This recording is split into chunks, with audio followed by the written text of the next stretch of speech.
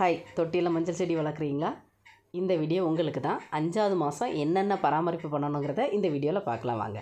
First எடுத்ததும் இந்த மஞ்சள் தொட்டியில் பூக்கள் அழகாக வந்திருக்கு. இந்த மாதிரி பூக்கள் அழகாக வந்திருக்கு அப்படின்னாலே நம்ம செடியில் கிழங்குகள் வைக்க ஆரம்பிச்சிருச்சு. இன்னும் நம்ம உரங்கள் அதிகமாக கொடுக்கணும் அப்படிங்கிறத இது வெளிப்படுத்துது. ஓகேவா? இன்னொரு இது என்னன்னு பார்த்தீங்கன்னா, இலைகள் 1, 2 இந்த ஃபஸ்ட்டு வந்த இலைகள்லாம் லைட்டாக வாட ஆரம்பிக்கும், கலர் மாறும். ஸோ இந்த மாதிரி டைமில் நம்ம என்ன பண்ணணும் அப்படின்னா, ஃபஸ்ட்டு கீழே இருக்கிற எல்லா இலைகளையுமே கட் பண்ணி விட்டுறணும். கொஞ்சம் கலர் மாதிரி இருக்குது, கொஞ்சம் ரொம்ப டார்க்காக முத்தி போய் இருக்குது, அந்த மாதிரி இதெல்லாம் கட் பண்ணி விட்டுறணும். இது ஃபஸ்ட் ஒன். அதாவது தண்டு நல்லா பெருசாக வந்திருக்கும், ஆனால் இலைகள் ஃபுல்லாக நிறைஞ்சிருக்கும். அப்போ நம்ம கொடுக்குற எல்லா உரமுமே அந்த இலைகளுக்கு தான் அதிகமாக போகும். அந்த மாதிரி போக விடக்கூடாது. ஏன்னா இப்போ நமக்கு கிழங்கு வைக்க ஆரம்பித்ததுனால இனி சத்துக்கள் எல்லாமே நம்ம கிழங்குக்கு தான் போகணும். அதனால் இலைகளை குறைக்கிறோம். இது ஒன்று. இன்னொரு காரணம் என்ன அப்படின்னு பார்த்தீங்கன்னா, கொஞ்சம் சூரிய ஒளி டைரெக்டாக கொஞ்சம் மண்ணுக்கு பட்டுச்சு அப்படின்னு வச்சுக்கோங்களேன், கிழங்கு இன்னும் பெருசாக வரும். அதே சமயத்தில் தண்ணி அதிகமாக இருந்ததுன்னா கிழங்கு அதிகமாக வைக்காது, தண்ணி கிழங்கு அதிகமாக வைக்க ஆரம்பிச்சிடும். ஸோ அந்த இதை தடுக்கணும் அப்படின்னா கண்டிப்பாக கொஞ்சம் சன்லைட் பட்டுச்சுன்னா அந்த மண் கொஞ்சம் ட்ரை ஆக ஆரம்பிக்கும், அதாவது தண்ணி தேங்கி நிற்காது. அதுக்காகவும் நம்ம இலைகளை கட் பண்ணுறோம். இந்த 2 ரீசனுக்காக மட்டும்தான் நம்ம இலைகளை கட் பண்ணுறோம். இன்னும் கட் பண்ணுறதோடு மட்டும் இல்லாமல் அடுத்தது நம்ம பண்ண வேண்டிய வேலைகள், அந்த மண் இறுகி போய் இருக்கும். அந்த இறுகி போன தன்மை இருந்துச்சு அப்படின்னா கிழங்கு பெருசாக வரவே வராது.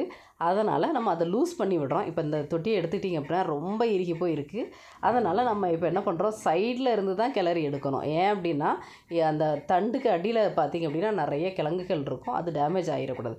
ஸோ அதனால் சைடில் இருந்து நம்ம எடுக்கும்போது கிழங்குக்கு எந்த பாதிப்பும் இருக்காது. இங்கே பாருங்கள், ஏகப்பட்ட மண்புழுக்கள் இருக்குது. அதனால் நம்ம சைடில் இருந்து உள்ள மண்ணை கிளறி விட்டு எடுத்தோம் அப்படின்னா அந்த தொட்டி லூஸ் ஆகும். இது கண்டிப்பாக எல்லா தொட்டிக்கும் பண்ணியே ஆகணும். இப்போ நம்ம தரையில் வச்சோம் அப்படின்னா அந்த மாதிரி பண்ணணும்னு அவசியமே கிடையாது. பட் தொட்டியில் வச்சிங்கன்னா கண்டிப்பாக இது மாதம் ஒரு முறையாச்சும் நீங்கள் இப்படி மேலே உள்ள மண் கீழே உள்ள மண் மேலேயும் பண்ணி விட்டிங்கன்னா கிழங்குகள் அதிகமாகவும் வைக்கும், நல்லா பெருசாகவும் உங்களுக்கு வரும். இது 2வதாக கவனிக்கக்கூடியது. அதுக்கப்புறம் இன்னொன்று என்னன்னு பார்த்தீங்க அப்படின்னா, 3வதாக ஒரு பிரச்சனை வரும். இப்போ இந்த தொட்டியில் நான் எல்லாமே க்ளீன் பண்ணி எல்லா தொட்டியுமே எடுத்து நான் மாற்றிட்டேன்.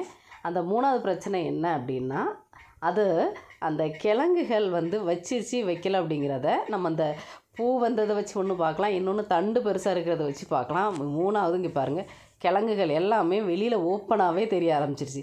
இந்த மாதிரி ஓப்பனாக தெரிகிற கிழங்குகளை இப்படியே நம்ம விடக்கூடாது. இதுக்கு நம்ம இந்த மாதிரி இதுக்கு நம்ம டூல்ஸ் எதுவுமே பயன்படுத்தக்கூடாது. கையை மட்டுமே வச்சு தான் நம்ம இந்த கொஞ்சம் மண்ணை லூஸ் பண்ணி விடணும். இது எப்படின்னா அடுத்த வீடியோ